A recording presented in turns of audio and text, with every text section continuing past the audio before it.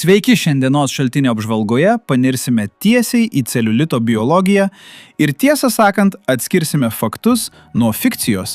Vertinant vietinius gydymo būdus, laikas pamiršti tuos kosmetikos industrijos mitus ir pažvelgti į viską per griežtą, bet be galo įdomią mokslo prizmę. Važiuojam. Pirmiausia, tiesiog normalizuokime situaciją. Pažvelkite į šį skaičių. Net 85% moterų po paauglystės turi vienokio ar kitokio laipsnio celiulitą. Tai reiškia, kad tai absoliučiai nėra kažkokia anomalija ar liga. Tai tiesiog be galo dažnas ir natūralus biologijos bruožas. Štai mūsų šiandienos planas.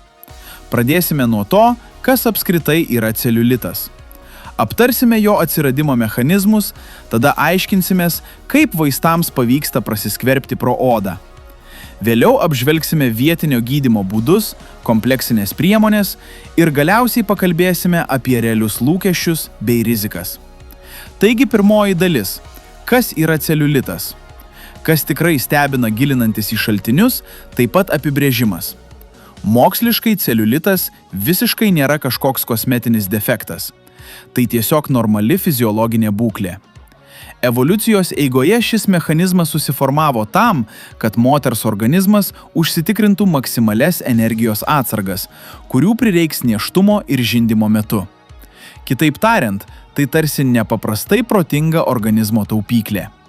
Antroji dalis – celiulito atsiradimo mechanizmai. Šis palyginimas genialiai paaiškina, kodėl celiulitą matome beveik vien tik moterų populiacijoje. Moterų jungiamasis audinys yra išsidėstęs vertikaliomis juostomis. Įsivaizduokite spyruoklinį čiužinį, kai riebalų ląstelės plečiasi.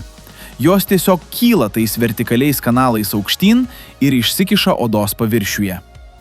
O štai vyrų jungiamasis audinys primena tankų kryžminį tinklą, kuris tvirtai sulaiko riebalus ir tiesiog neleidžia jiems iškilti.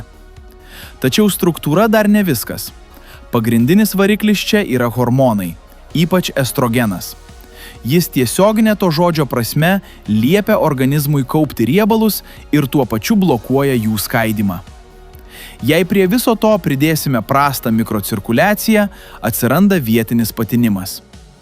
Šis susikaupęs skystis sukuria dar didesnį spaudimą toms vertikalioms juostoms. Ir štai mums tas puikiai pažįstamas nelygios odos vaizdas. Trečioji dalis – kaip vaistai prasiskverbia. Prieš puolant vertinti kremus, svarbu suprasti vieną esminį dalyką. Mūsų oda sukurta taip, kad nieko neįleistų vidun. Tai tikras biologinis galvosūkis. Norint, kad vietinio poveikio vaistai suveiktų, jie turi arba gudrauti ir prasmukti per plaukų folikulus bei prakaito liaukas, arba bandyti laimę braunantis tiesiai per epidermį, kas primena klaidžiojimą be galo sudėtingame ląstelių labirinte. Būtent todėl, kad veikliosios medžiagos prasibrautų iki pat poodinių riebalų formulių, kūrėjai privalo pasitelkti ištisą arsenalą stipriklių. Naudojama viskas nuo cheminių tirpiklių iki fizinių metodų, tokių kaip masažas ar elektroporacija. Ir aišku, pažangios sistemos. Pavyzdžiui, liposomos, kurios tarsi slapti agentai, padeda veikliosios medžiagoms nepastebėtoms įveikti odos barjerą. Ketvirtoji dalis. 4 vietinio gydymo būdai. Ir kaip jie veikia. Na, o dabar pažvelkime į patį gydymą. Analizuojami šaltiniai visus moksliškai pagrįstus gydymo būdus tvarkingai suskirsto į 4 konkrečias kategorijas. Tai kraujotakos gerinimas, riebalų skaidymo skatinimas, odos struktūros atkūrimas ir kova su laisvaisiais radikalais. Susipažinkime su jais atidžiau. Pirmasis taikinis neabejotinai yra kraujotaka. Šaltiniuose matome, kad tokie natūralūs botaniniai ekstraktai kaip ginkmedis ar dygioji pelžiedė tiesiogiai kovoja su skysčių sąstingiu. Jie veikia tarsi maži siurbliai, sumažina kraujo klampumą, sutraukia venas ir taip padeda pašalinti susikaupusius skysčius iš audinių, kas iškart pastebimai sumažina patinimą. Antrasis mechanizmas skamba tiesiog puikiai. Tai riebalų skaidymas. Čia tikra žvaigždė yra kofeinas. Taip, tas pats kofeinas, jis gana greitai prasiskverbia į odą ir slopina tam tikrus fermentus. Dėl to bloko trigliceridai paverčiami laisvosiomis riebalų rūgštimis. o pačios riebalų ląstelės priverčiamos susitraukti. Trečioji strategija susijusi ne su riebalų naikinimu, o su pačios odos stiprinimu. Pavyzdžiui, retinolis, jis tiesiog pastorina odos sienelę ir suteikia jai elastingumo. Įsivaizduokite, kad ant nelygaus čiužinio užtiesite labai storą ir tvirtą audinį. Riebalai niekur nedingsta, bet paviršius tampa lygus, nes tie iškilimai pasislėpia po tvirtesnio odą. Ketvirtasis mechanizmas yra gynybinis. Į kovą stoja gynybiniai kofermentas, Q10, antioksidantai, vitaminai C ir E bei ir raudonųjų vynuogių ekstraktas. Jų darbas apsaugoti tą trapų mikrocirkuliacijos tinklą nuo laisvųjų radikalų daromos žalos. Tai veikia tarsi prevencinis skydas, užkertantis kelią tolesniam audinių uždegimui. Penktoji dalis – kompleksinės ir fizinės priemonės. Kadangi celiulitas atsiranda dėl daugybės skirtingų priežasčių, logiška, kad reikia ir kompleksinių sprendimų. Štai konkretūs duomenys iš klinikinio tyrimo.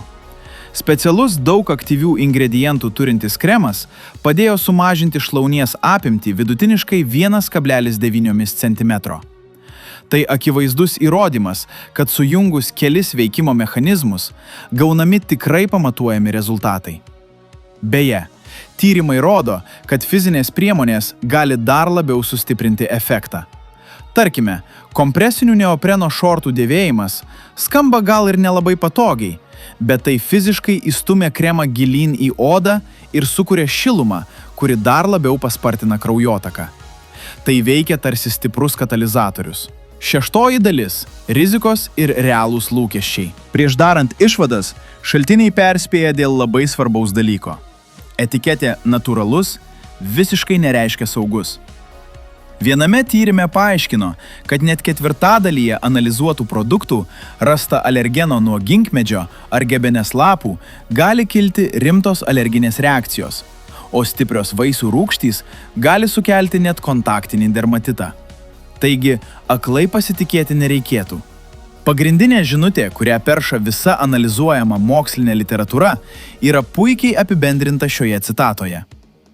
Gydymo tikslas turėtų būti vizuali situacijos pagerinimas ir prevencija, o ne utopinės paieškos, kaip visiškai išnaikinti celiulitą. Realistiški lūkesčiai yra viskas, nes, kaip jau žinome, tai yra absoliučiai natūrali žmogaus biologija.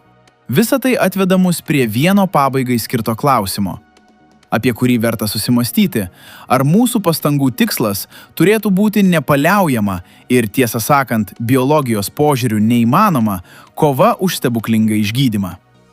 Ar visgi protingas mokslų pagrįstas šių procesų valdymas. Ačiū, kad buvote kartu šioje šaltinio apžvalgoje, iki kitų kartų.